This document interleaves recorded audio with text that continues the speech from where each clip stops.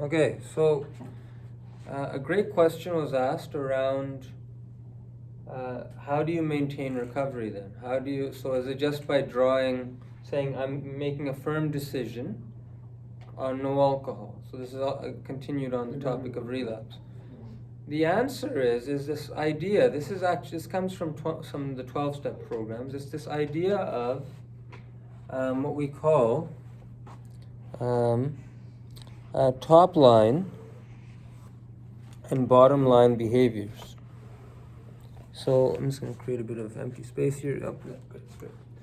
So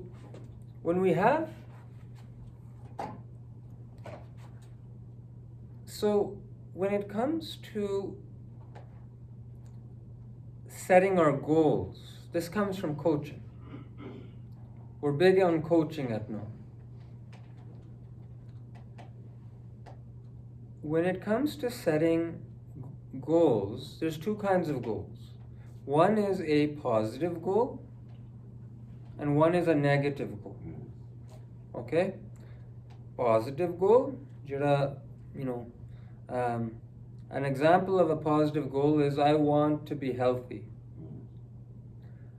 An example of a negative goal is I don't want to drink.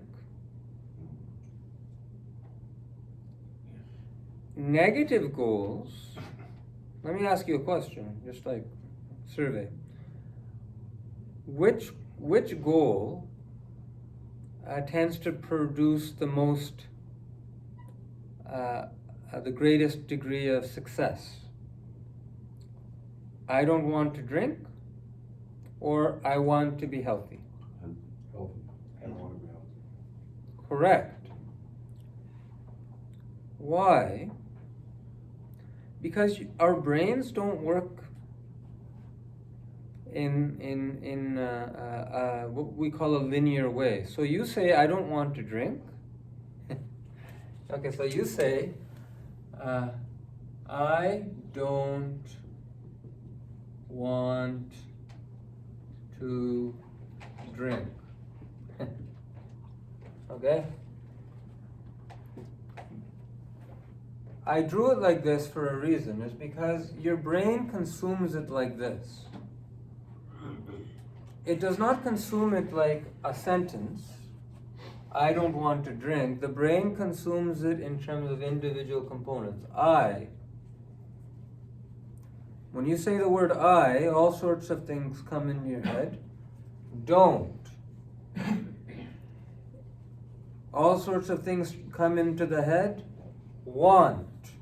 All sorts of things come into the head. To. Come into the head. Drink. So when you say this statement, it's also a good reason to be careful with your words. What you're doing is you're Googling your brain. You're searching your brain with each of these statements. And yes, one of the search results is the collective together, I don't want to drink. But a lot of other things are happening because you've Googled this. I don't want to drink. So what are you thinking? I don't want to drink. What are you thinking about? Drinking. You think of the bottle. You think of you know what a drink is. I don't want to drink. Want. Shopping. Spend money. It's not exactly a recovery word. It also would create a pressure onto yourself, which creates emotional stress. Totally. To not. So I agree saying that I want to be healthy versus I don't creates a negative. You hit the nail on the head. You create this. You're all of a sudden you're taking yourself and you're putting yourself on a cliff edge. Any one of you comfortable right on the cliff edge? 100-foot drop, no support? I wouldn't be. Yeah. But that's what you do when you say to yourself, I don't want to drink. And I'm not saying that's a bad thing to not want to drink.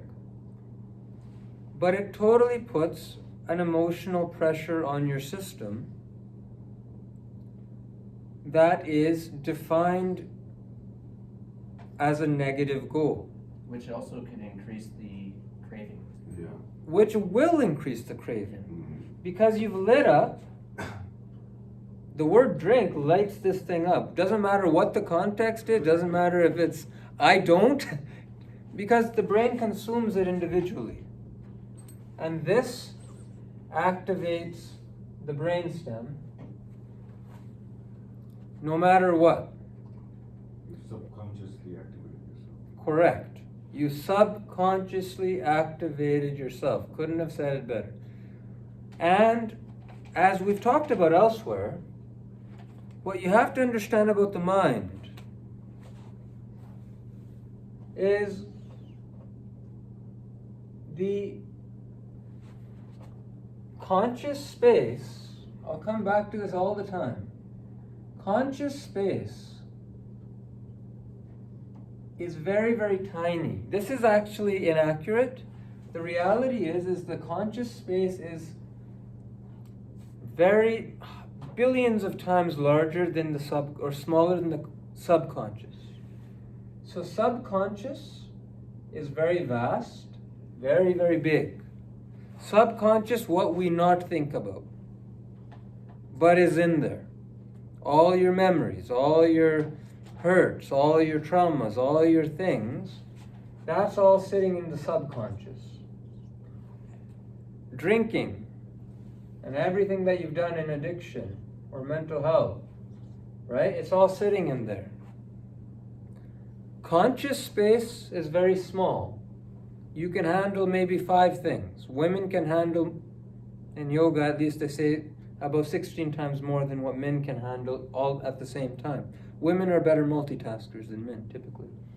So the point is, so you say your goal, I don't want to drink. You repeat that to yourself like a mantra. Lots of people do this.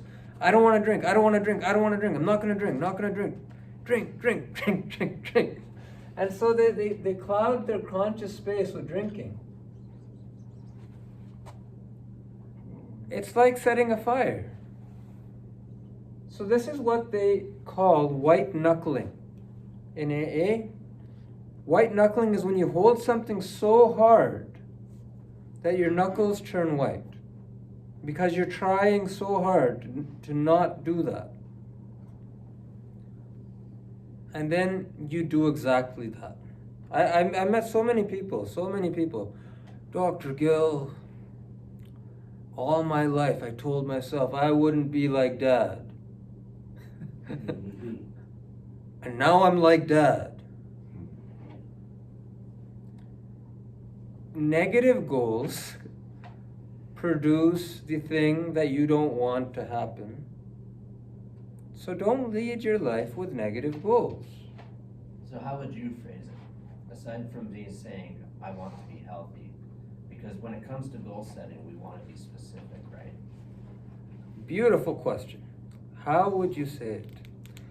I can read the principle.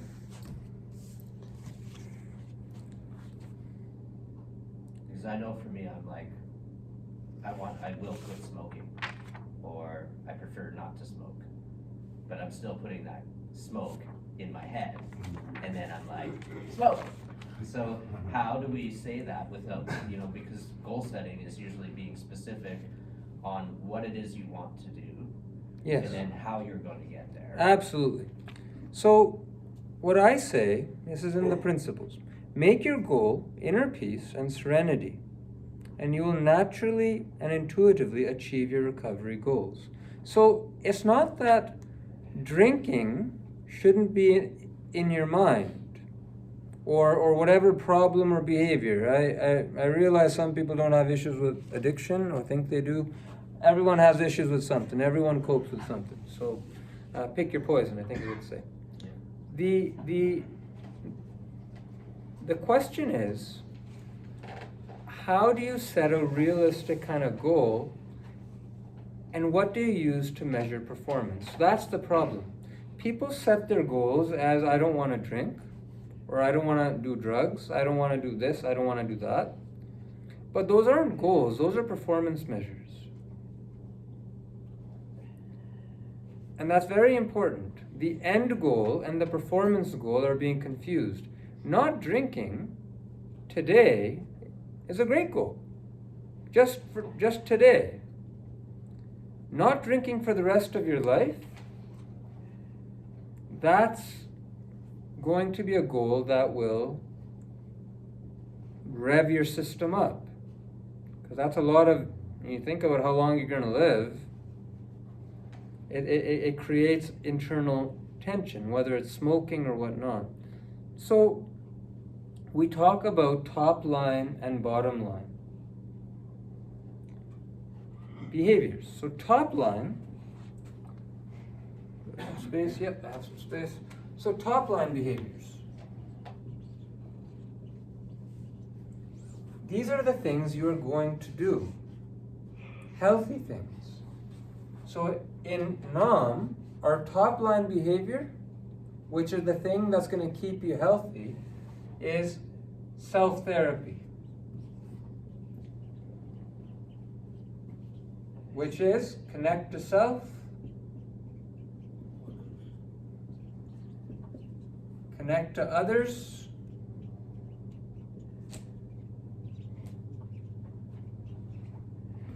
and commit to daily practice.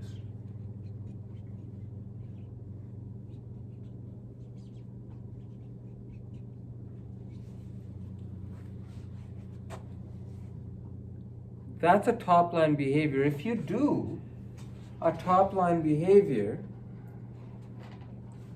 and the more you do something like that, the less frequent you will in violating your bottom line behaviors. The bottom line behaviors become all these things that you do. You know, the alcohol, whatever that finer cut. As you get more and more sober, because like you'll all get there, right? As you get more and more sober, more and more healthy, what you'll realize is there's finer things. You start, if you were really big into alcohol and that was destroying your life, you might not have focused on smoking. If you were big into sort of crack cocaine or gambling and life was a mess, you might not be into looking at codependency. As you get more and more sober, you can begin to look at things in a finer way. And you need to constantly be defining that disease process, because that will tell you how successful you are. Are you engaging in drama? So as you get healthier, so this is something I do, I look at myself and I'm like, am I engaging in drama? I might not be drinking or drugging, but I most certainly have a part of me sometimes, usually under stress, that may want to get into the drama. Or am I is my sleep disturbed? We use all sorts of tools. In IOP we talk about the personal craziness index. It's a great tool to use to sort of assess your life holistically to see if your bottom line behaviors are in check, but they can't be in check unless you're doing some self-therapy. And if they are, I call this the 1 + 1 = 2. And I see this all the time too. We call it denial. Doc, I don't have a problem with alcohol. Great. What are you doing? That's awesome. What are you doing to support that? Willpower. Aha. Aha. I don't know nothing about that person. But what I know is you can't have a severe problem and get out of it without doing something.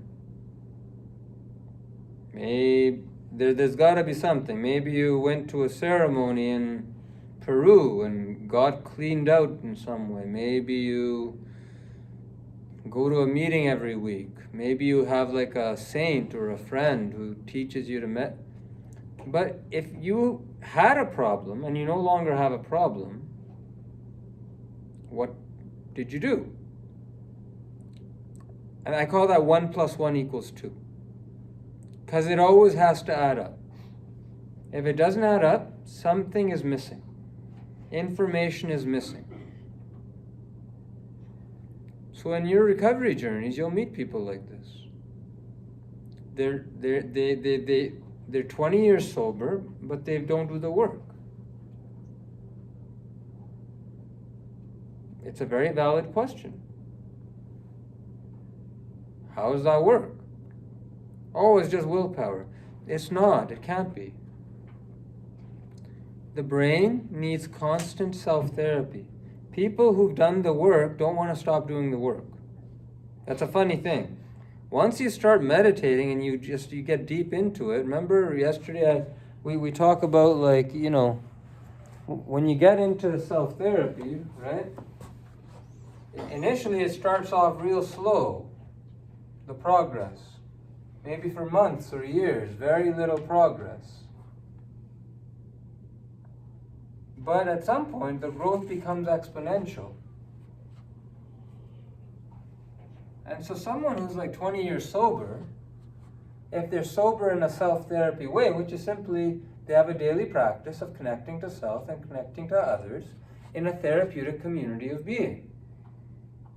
That could be their family, if the family is healthy. That could be their recovery community. That could be a prayer practice, a meditation practice, a religious practice.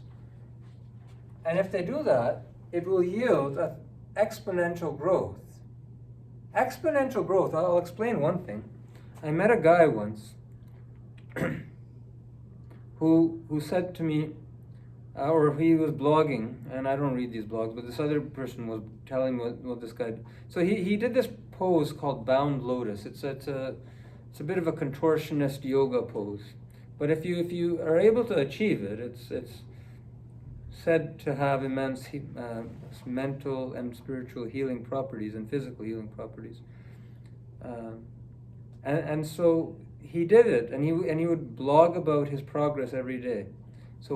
And he'd been doing it 15,000 days. Every day he would put it on the internet what his experience was.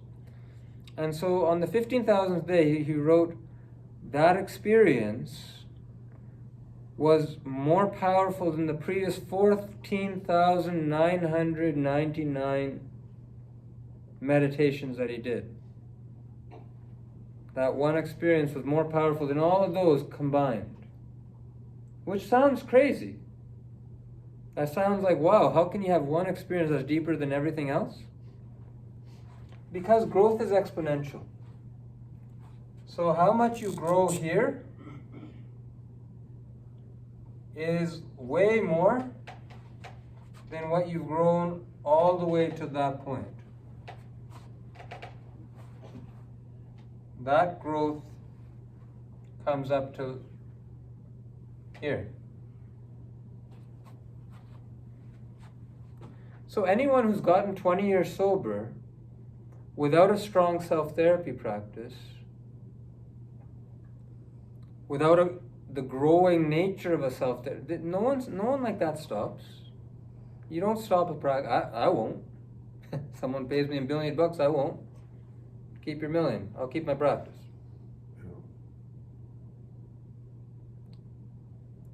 You have to earn recovery. There's no medication.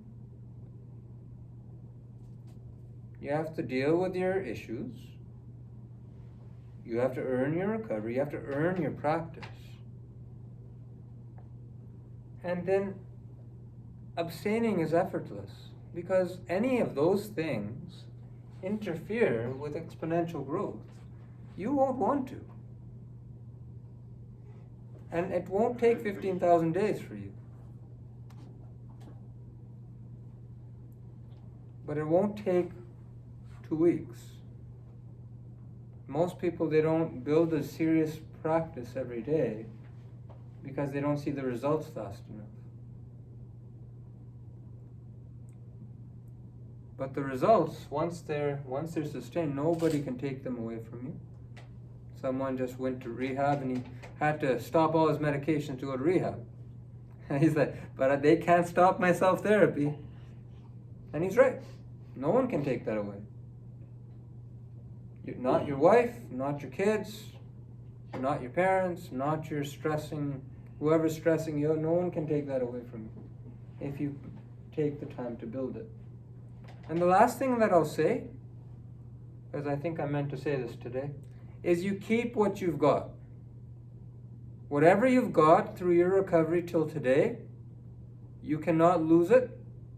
No relapse can take it from you. Sobriety is not a good measure for recovery. Recovery is a good measure for recovery. Adherence to self-therapy is a good measure for recovery. Sobriety itself is not a good measure. Too much cross-addiction. Too much missing information. And so, the top line is your self-therapy. If you're doing good with this, the bottom line, the things you're not doing become measurement, become information. Yeah, I'm 20 days sober. I'm 50 days sober. Good job. Good job. Keep going. It's a metric. Just like I ran 100 meters in 12 seconds. I wish. But I'm not that fast. Definitely not that fast. So the thing is that you need metrics. You have to be aware of your metrics. You have to be aware of your disease in order to make those measurements. If you're unaware of that, you're going blind. And we know what happens to blind people. They fall and they trip and they hurt themselves when they don't have support somehow. You're going to fall into the potholes, and in life there are many potholes. So don't be blind. Be aware of what your things are, but set your goals in terms of self-therapy. I'm going to do a 40-day practice. So, specific goal. I'm going to commit to 40 days of 20-minute-a-day meditation. I'm going to do 40 days of prayer. I'm going to do 90 days. Consistent, not miss a day. If I miss a day, I'm going to have to restart. 2 weeks, 1 week. In AA, they do 90 by 90s. 90 meetings, 90 days. Committing to positive goals will help you achieve your performance measures. And that's all sobriety is. That might not be what your family understands. They think as long as you're not drinking, you're good. You know better. You have to know better if you want to keep growing. And I think that's a good place to stop that particular segment.